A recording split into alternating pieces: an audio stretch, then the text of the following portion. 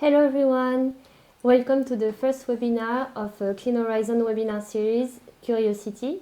So thank you very much to everyone for joining us, and thank you to our speakers who accepted our invitation. So I am Rachel, Senior Analyst at Clean Horizon, and I'll be moderating this session today.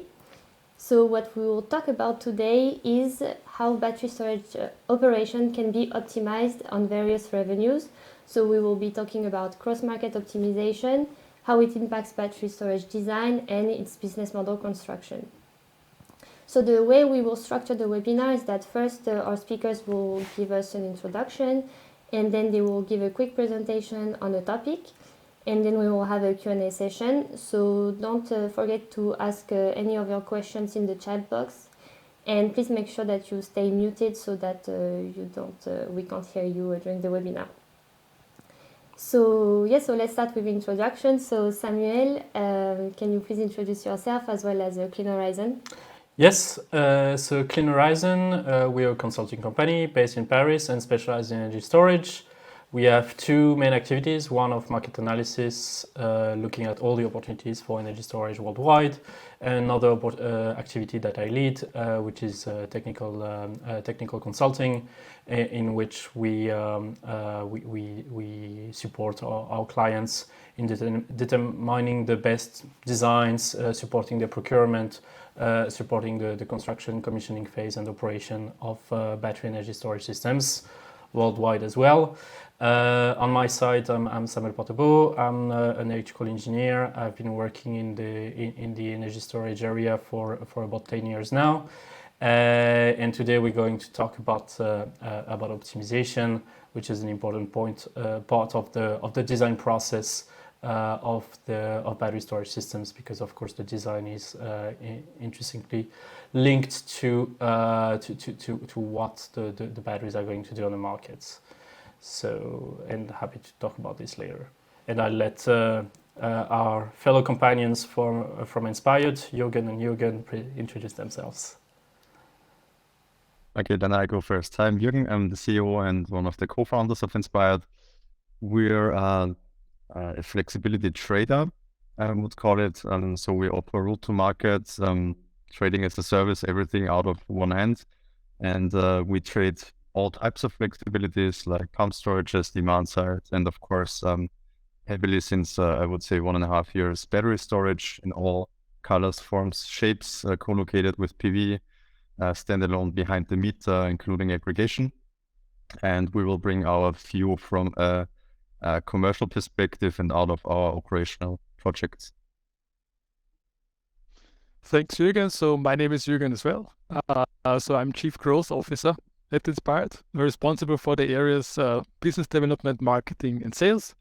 My background is 25 years of software industry and software industry related to energy. And there I would say the full scale from development to project management, and the last 18 years with enterprise B2B sales and marketing topics. That's from my side.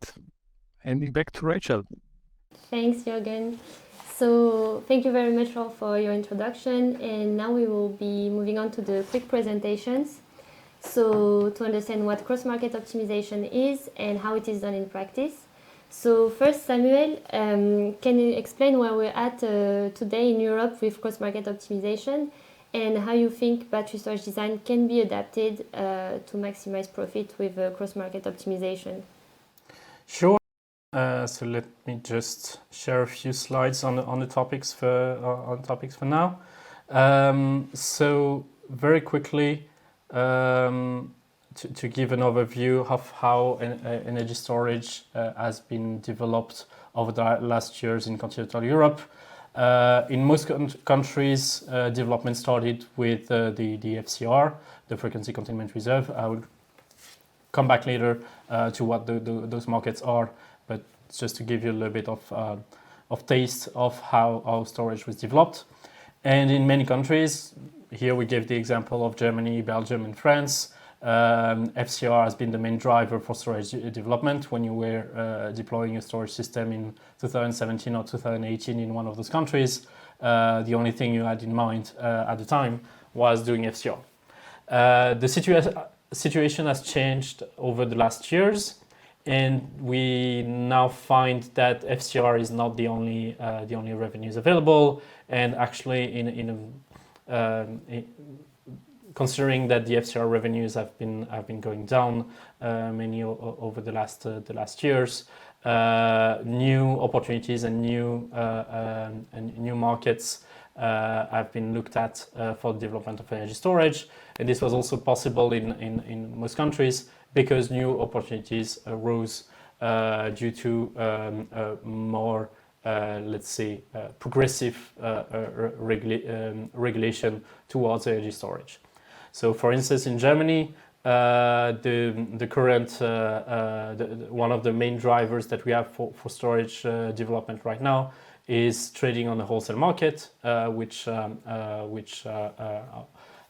colleagues at Inspired are going to explain you a bit more detailed later.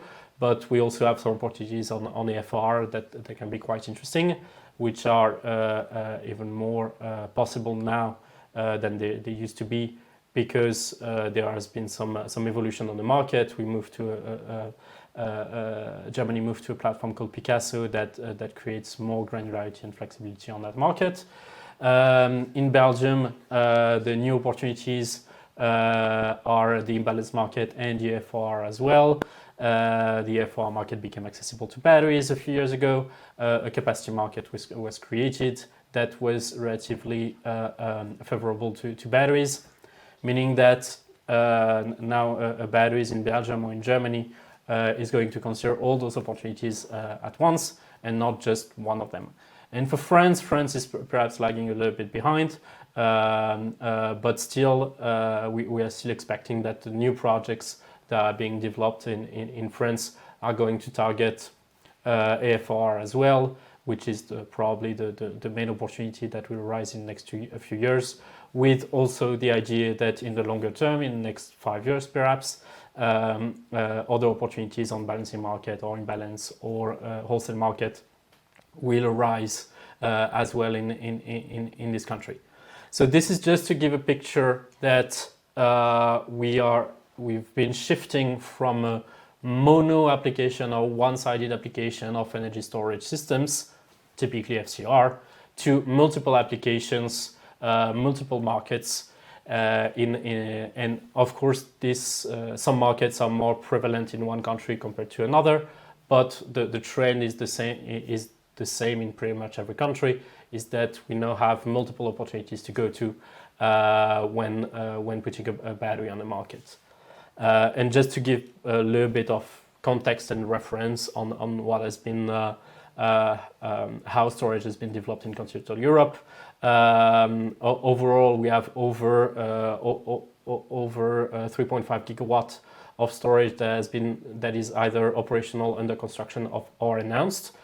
This is based on a database that we update every week, based on public announcements and public release on new storage projects. Basically, France and Germany have seen quite a large development of storage projects, and also a lot of projects that are announced. And those projects that are announced are typically the ones that are now targeting the new market opportunities that have been discussed, while the ones that are operational were typically targeting the FCR market, at least for the ones that are that are merchant based or are based on the merchant investment. So yeah, just to explain a little bit those markets, perhaps for those who would not be fully aware of what those different markets are.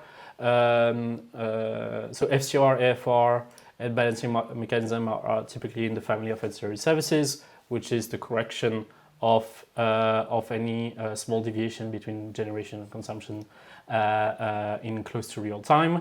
FCR is the what we call also primary reserve, so the first reserve that is activated. And currently in continental Europe, it's typically based on capacity payment, where the capacity of the battery is being reserved and paid for the capacity being made available for the grid operator.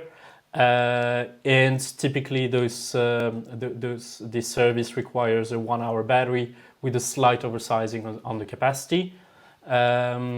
On the other hand, the 𝑓𝑟R, the Automatic Frequency Restoration Reserve, which is also a secondary reserve, which is slightly longer term than the FCR, has a slightly more complex remuneration scheme, because there is a capacity payment, so where the capacity, the megawatts that are being reserved are remunerated, but the activation of the system is also remunerated. So every time energy is being injected or consumed by the battery or by any other asset that provides the service, there is a payment associated with that activation.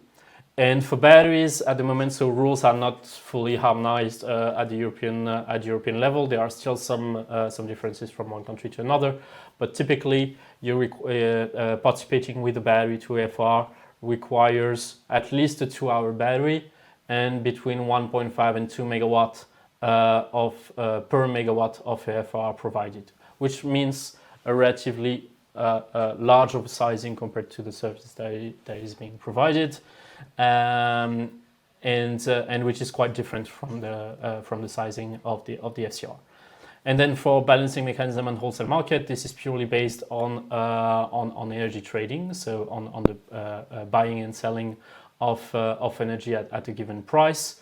And then the sizing, typically there are a minimum block size that you can bid on those markets, but the size of the battery is for you to determine when you look at those markets, and is really a trade-off between higher capex and higher revenues with the larger batteries. All of this to say that we have these 4 large families, and from one country to another you may have additional specificities or opportunities to consider.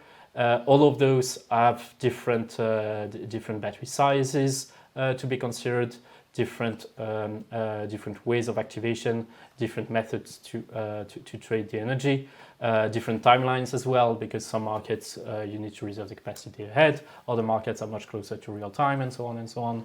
So in the end, the operation of the battery becomes much more complex than when we had one single application, and really requires a good vision in advance of what is going to happen and how to maximize the revenues of the batteries. It also requires some attention to the design, of course, in terms of sizing. So the idea typically in sizing is to find a size that will allow to participate to those different markets without oversizing too much compared to those markets, because of course if you put an 8-hour battery, typically you won't make use for the 8 hours of the batteries in the current market conditions, and you would overpay in capex without recovering the investment. And another design consideration that needs to be considered is a very important one is how the battery is going to degrade, and how is the battery going to be utilized. In the early days of battery storage systems deployment, the idea was to determine with the best accuracy possible how the battery was going to be used.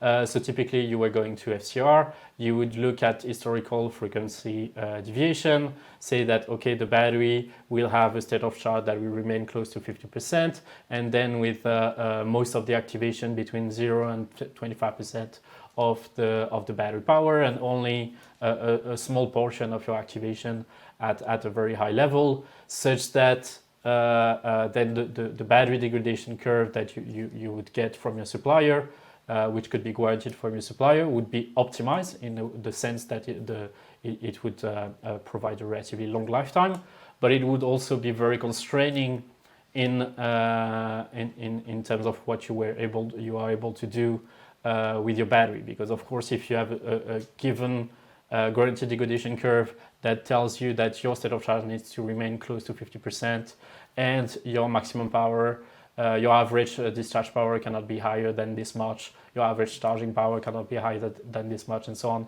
with very stringent criteria. If you want to move from FCR to another market, it becomes quite difficult. So the market is shifting towards more flexible guarantees, But there are still some decisions to be made, typically in terms of how many cycles you want to make every day or every year, and a few parameters that you still have in your battery degradation guarantees. Typically, the average state of charge of your battery is still a parameter that you need to consider in some of the guarantees that you find on the market. And you have to make a trade-off between doing more cycles and possibly more revenues, or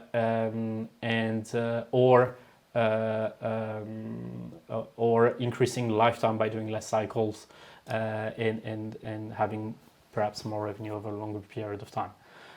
So this really depends on the market conditions and how the market conditions are going to evolve. This is something that we look very closely at Clean Horizon when we look at the future application of batteries. But what is really important to keep in mind when designing a storage system is that even though you are designing your system for a given application or a given set of applications, at the moment, it's very, very likely that over the lifetime of the battery, in 10 years or 5 years, you will have to switch to other applications because the markets are moving relatively fast, new opportunities are arising relatively often. So having a relatively versatile system is now a very important criteria to make sure that over a long period of time, the investment, the profit of the system can be maximized. Thank you very much, Samuel. So, yeah, thank you for highlighting how much cross-optimization is becoming important in Europe. And we have Inspired here today, who has been cross-optimizing battery storage systems for a couple of years now in Germany and is also developing in other countries. And unlike most aggregators, Inspired is operating the battery both on the ancillary services market, but also on the wholesale market, intraday, day ahead. And so I wanted to ask you from Inspired if you can walk us through what cross-optimization looks like for you daily and what you think are the main advantages, but also challenges of this technique. Yeah, thank you. Sure. So we in general think it's not about advantages. I think it's a must-have. Meanwhile, right? If you have a capex intensive project where project financing is at the moment not really easy, at least on the continent, you should better have an idea where your revenue comes from over the next 8, 10, 15 years, depending on what's duration for the business case you use. And we've seen the chart, so we not accidentally look at Germany in this example. So we want to detail what we have heard before and how it's used in daily operation. So ancillary services, FCR is the main revenue driver still, to be honest. So it's a crucial part for optimization. So I think all the discussions about do either or and that's not the way to go. So the only way to go is getting the battery pre-qualified, getting access to as many markets as possible. So FCR is a must-have. It's a 4-hour capacity market, bidirectional. aFRR we see not yet too often in Germany, to be honest. That's different in other markets. It's split in a capacity part, still a 4-hour block in an energy part. mFRR is value-wise not high enough, and also aFRR you compete with way more assets, right? Because out of the technical restrictions, other assets like smaller thermal units, etc., are capable to bid into the market. And so we are strong believers in the wholesale markets for 2 reasons. One is ancillary services is a regulated market by the TSO, and it has a weak to no correlation with the energy transition and the penetration caused by renewables, while wholesale markets have a super high correlation. So the liquidity and volatility we see is largely because of additional renewables or because conventionals are just not in the game as much as we expected. Like when we think of the nuclear fleet or gas price influence on the merit order or the price level at all. So wholesale markets will be, from our point of view, a safe bet if we take the energy transition serious.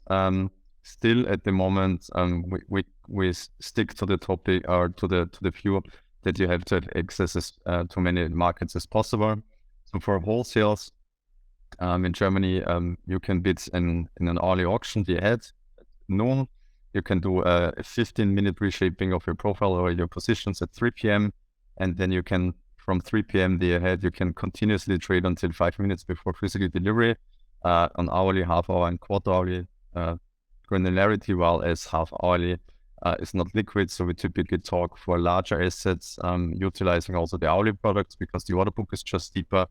And for smaller assets, they can be easily traded purely in 15-minute products, so up like 20, 30 megawatts.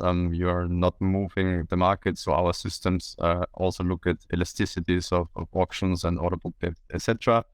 And the minimum tradable size is 100 kilowatts. So the market compared to ancillary services works in 100 kilowatt contract sizes. And so that's basically the super minimum requirement, if not aggregated, right? We, for example, so we have a focus now on bigger standalone front of the meter batteries, but for behind the meter, of course, if they're aggregated to a certain amount, they can be traded as well. So next, please.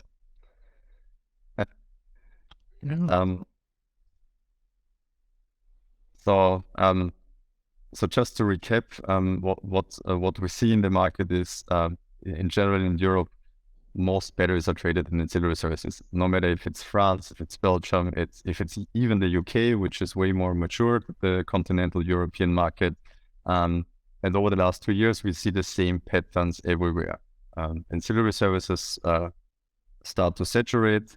The big pipeline you have shown will come online. They will have as their revenue stream FCR, and they will push out the price setting units, which are at the moment thermal assets, out of the merit order in that sense, right? The FCR price will not go to zero, but if you look into the French market, for example, where there's a lot of pre-qualified capacity, you see that there is quite some room for price decreases, and we expect that to happen in the next time soon.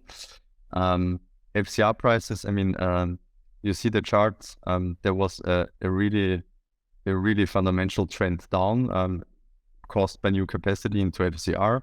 But as everything in the energy markets, the price level increased, of course, also the level of FCR.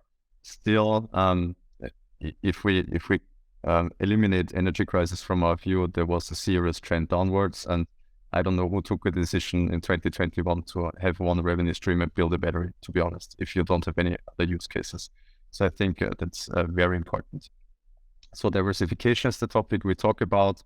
And what's important with wholesales, it's not about bidding into an auction, etc. So you have to be really sophisticated, use a lot of opportunities to offset the costs of additional cycles and add value to the battery. So it's not playing around and placing some bids in an auction. That's simply not enough. You may miss out 50% of the revenue or even more in volatile markets like in Germany. So how does it look like? So we typically use the most asked asset, I would say. It's a 1-hour storage because quite a lot of them standing around. So we have in this example a 10 megawatt, 12 megawatt hour battery storage, which results in somehow 1C configuration usable. So this is the physical capacity. And what you have seen is you have to provide out of pre-qualification requirements 25% of FCR capacity for SOC management. So SOC management means there is a big frequency deviation, you're called, you discharge your battery. How do you get back to around 50-ish%, I would say, and to fulfill the next FCR calls, right? There is a pretty strict, and this is a harmonized one, a pretty strict requirement from the TSO, so that they can plan for grid stability. So you have to deliver this. So you have to have some capacity free to perform that activity. And the first battery you see with no diversification in Germany, the pre-qualification criteria is for every single megawatt in FCR, you need around 0.83 megawatt hours of SOC. This means that leaves you with an unused SOC range. It's just there as a buffer. It helps you because the cycles are not calculated to the full asset, so it has some advantages of for the longevity of the asset. But actually, from a commercial optimization perspective, this is kind of a wasted SOC range. So what we see a lot, or how we sometimes start with our customers, is with some sort of light diversification. So it's a fixed split between FCR and using the unutilized SOC range. So kind of performing the SOC management, which is easily doable out of the 15-minute granularity in Germany via the wholesale markets in 98% of the cases. There is one or two edge cases where you still have to charge or discharge against imbalance. But other than that, you suddenly get additional SOC range that you can utilize with the same physical asset without changing anything on the setup. And for what we consider best practice at the moment is to do a daily optimization, because SOC prices, SOC ranges have different values on different markets. So if you increase the SOC range to come to a virtual 2-hour storage for the wholesale markets, it will drastically increase the revenue you can get. So we work with forecasts and price expectations and determine the split between revenue streams on a daily basis, right?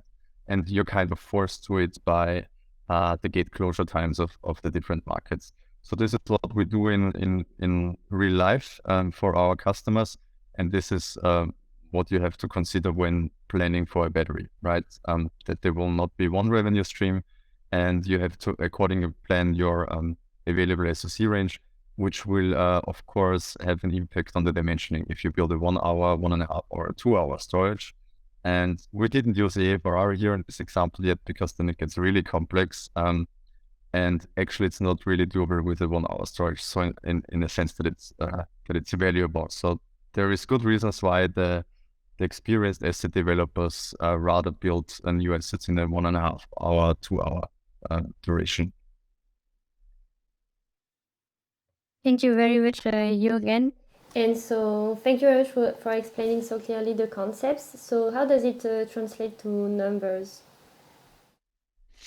Thanks, Rachel, for the question. So what I would like to show you here is what is the impact now of cross-market optimization when we talk about numbers and commercial optimization of batteries cross markets. So what you see here is, I call it always a very nice weather chart. And I will explain it so that you can follow also the next slide where we go more into the details. So what you see here on the y-axis is the megawatts of the battery which are marketed in FCR. And what you can see here on the line is the revenue made with this battery. And as you can see here, when we put 8 megawatts of the battery to FCR, we are ending up here on this line, which is a 2M, which means 2 million of revenues. And also mentioning that we are talking here about a period of 18 months, as you can see in the header of the slide. And comparing this now to optimization of the battery on wholesales, so going to the x-axis. So here we see the number of cycles which are marketed on wholesales. And when we go here to going to 2 cycles per day, which is a quite standard way of doing it, between 1 and 2 cycles, we also end up here at 2 million. So just to show you, over 18 months, deciding between pure FCR and pure wholesales of the battery will end up at the same revenue results. But of course, it's a different thing, thinking about number of cycles, thinking about degradation, etc. So nobody will decide to just go pure wholesales in that case, because it will not end up in a good situation for the battery. But there is one important thing here in this slide which I want to show you. This is when we see here this line, which is here at the 6 megawatt. And when we combine a 6 megawatt FCR profile with the residual capacity, only the residual capacity with 2 cycles, which end up in not 2 cycles for the whole battery, which ends up in like 1.2, 1.3 cycles for the whole battery, we end up at a revenue line of 3 million. So meaning by just putting a part of the battery into the wholesales market and combine it with FCR, we increased the revenue on this slide by 50%. And this is an overall view of 18 months. And why I'm mentioning here this 18 months is because there is quite interesting topic behind that.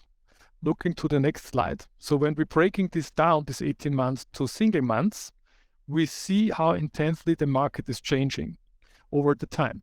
So it's not only that it looks like the same every month, it's differing a lot.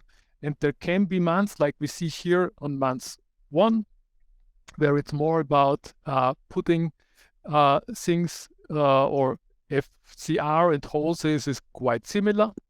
And having here like month 10, where wholesales is only, for example, going to 2 cycles here like 150K, but giving the battery to pure FCR like 280K. So we will end up maybe in a completely different split, like more FCR and less wholesales than in months where we see other charts like here, where FCR markets are not that strong as wholesales markets, where we maybe put more to the wholesales market. And the important message here is seeing an 18-month slide, seeing a monthly slide, you can think about it that it's even a daily thing which happens, that markets are changing. So it's not a monthly decision, it's not a yearly decision, it's not a one-time decision, it's a daily decision to be made, where to put which part of the battery. And thinking about that and talking about that, this means there are several approaches. I would say the standard approach for the moment is, I call it horizontal here, that when we look at one day in a high-level view, so just the schematic representation of splitting a battery and deciding on a daily basis which part of the battery putting on wholesales markets and which part on FCR markets in our example here. Thinking about maybe more advanced topics in the future, which is already coming, thinking about, and was already mentioned from the other presenters, that aFRR is coming and getting stronger, depending on the market situation, and it's already there in a lot of markets, so that you not only decide between wholesales and FCR, depending on the size of the battery, the duration of the battery, but also deciding on a 4-hour block basis, for example, which market to go and in which split to go to which market. So this is really crucial for doing a commercial optimization, and it was truly mentioned already, but when we talk about what we are talking here, commercial optimization in combined and cross-market optimization approaches, it's of course always within the warranty conditions of the battery, generally, meaning that in the case a battery owner is asking to do it outside, it's also okay, but in general, of course, optimizing a battery should always take care about warranty conditions and thinking about maximum number of cycles and all these kind of things. And last slide I want to add, just to think about that. We have seen, especially for new batteries going to the market, that it sometimes takes time to get the battery pre-qualified, and it really differs a lot from the market. If it's like a thing of a few days, few weeks, to even months. And also one aspect of diversification and cross-market optimization could be that taking a battery to pure wholesale market as long as the pre-qualification is not done, and then starting with the combined approach and the cross-market optimization.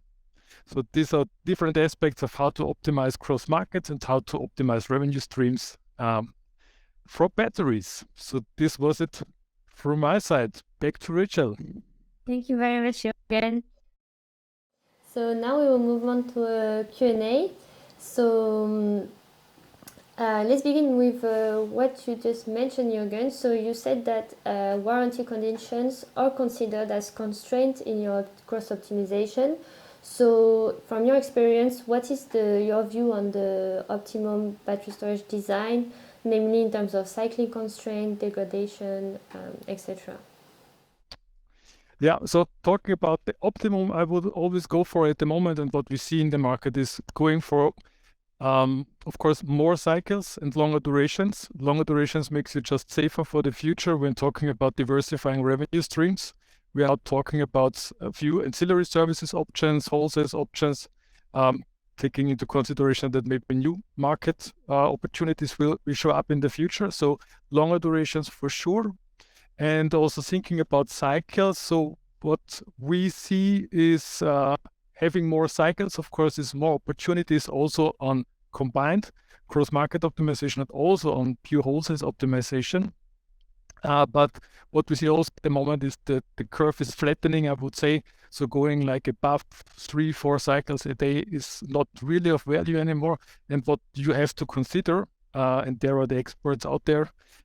So what does this mean from a commercial perspective? So how many money you have to invest in just an additional cycle of a battery or in a longer duration of a battery compared to what is possible from a revenue perspective. Yeah.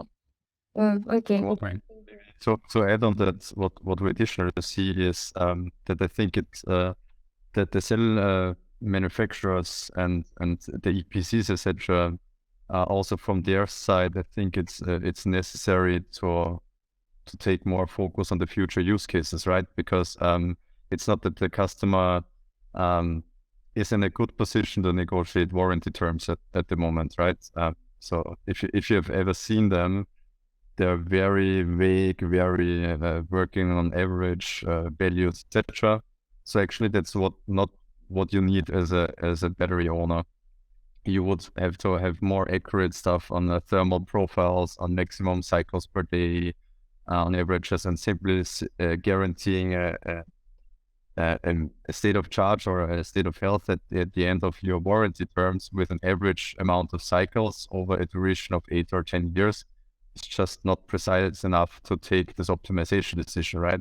So we're also in talks with quite some companies to bring more knowledge down the road to the guys who build the battery assets, right? And the cells, what the different requirements are, and it goes on with the EPCs or the developers, right?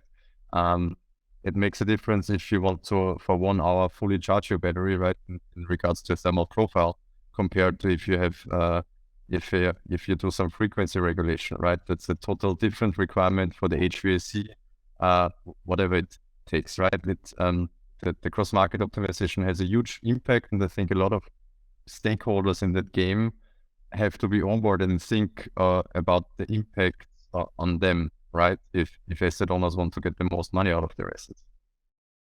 And if I may add up on that, there are two things to differentiate when designing a battery and operating a battery. One is the warranty and warranty conditions from your supplier, which is, as you said, pretty vague and usually based on a worst case condition, worst case usage of the battery, but it's still necessary to get financing for the project, because your financiers will typically assume the lifetime that you have in your degradation guarantee, and it's difficult to make them assume that you'll operate the battery longer. But on the other end, in operation, you can always optimize the way you use the battery and make it live longer to maximize your revenues. So the idea is really to have a warranty that allows you, one, make your investors and financiers happy or sufficiently happy with a sufficient lifetime, and that allows the aggregator or route to market provider to play with the battery in a way that maximizes revenues and as much as possible reduces the degradation, even though the two concepts are sometimes contradictory, so you can always do the same at the same time, but it's still the idea in operation of the battery. I have a very clear view on that, right? Because we talk to different parties in the market, and actually the battery is an investment, right? So I think it evolves to some type of asset class, right? And from pension funds to whomever, they want to invest in that asset type, and this means the value of the battery is in making money, right? It's not in being there for 25 years, to be very clear, right? People build batteries to make money, right? And if you look to other markets like the US, where companies just ignore warranty terms because they can make a lot of money with 3 cycles a day. So I think it's in Europe, it's also a mindset and culture topic, right? That everything is like super defensive and everything has to live 30 years and we have to know everything in super detail, instead of how many companies, to be honest, have taken the batteries to the maximum last year, right? You could have reduced your amortization maybe for 3-4 years if you would have been brave enough last year to put the thing into wholesales. And instead, we're discussing around since the year with some players losing like 50 to 80% of revenue. And I think that's not a matter of warranty terms, to be honest. It's a matter of mindset. Yeah, thank you. So going back to like pure cross optimization techniques. So Samuel, how do you see the techniques from Inspired being used in other countries than Germany? Do you think the work is replicable in other countries? So from a broad scope, I would say that yes, the doing cross optimization and the horizontal and vertical stacking that Juergen presented before is going to be applied in pretty much every market where batteries are being developed or will be developed. That's the case in markets where we're already that kind of operation. That's the case in Belgium and Germany and so on. But also in markets that are perhaps lagging behind a little bit, like Spain or France or Portugal. For sure, in next years, we'll have new opportunities. We'll probably see more volatility on the wholesale market or the balancing market. Sometimes the volatility is not exactly at the same place from one country to another, but the volatility is still there, and the increase of renewables will increase the volatility. That's also something that is quite reasonable to assume, meaning that, of course, it might not be the exact same technique and the exact same market, but the overall principle will need to be applied in all of those countries. And you also have to remember that there is some kind of harmonization of different markets ongoing at the European level. The idea is to have one common market. In reality, it's not exactly the case, but the trend and direction is still going there. So, for instance, in FCR, we had a harmonization between a lot of countries in continental Europe. We see this with the aFRR, with the Picasso, with Picasso. We see this on tertiary reserve with other programs, 𝑡𝑒𝑟𝑦 and 𝑚𝑎𝑟𝑦, that are being also developed. And intraday and wholesale markets, intraday day-ahead wholesale markets in general, are very similar structures from one country to another. So typically, a technique that can be employed in one country can be employed in another country. Then it's just that the opportunity might be slightly different, and the tuning of the model might be slightly different. One, for instance, in France or Belgium, you might more go to aFRR at the moment, and in Germany, you go more to wholesale market, and perhaps in a few years' time, the trend will align with more aFRR in Germany and more wholesale on other countries. And on that think that's I want to add to this one, because it's very important to understand where this comes from, right? Because it's partially due to regulation. Because you said markets are harmonized, but if we look on wholesale markets, we're still working on hourly products, mainly in France, because you mentioned the example. And this is, of course, impact on volatility and the spreads you can have in wholesale markets. But if everything works out according to plan, quite some European markets will move to 15-minute granularity, right? And if you build an asset now that will be in the market next year, you should be ready, because then it's only half a year to go and maybe the whole world changes, right? And so you have to plan for it now. And it's not like, okay, build a 1 hour storage now, because it will be live in Q3 next year if it's a big one.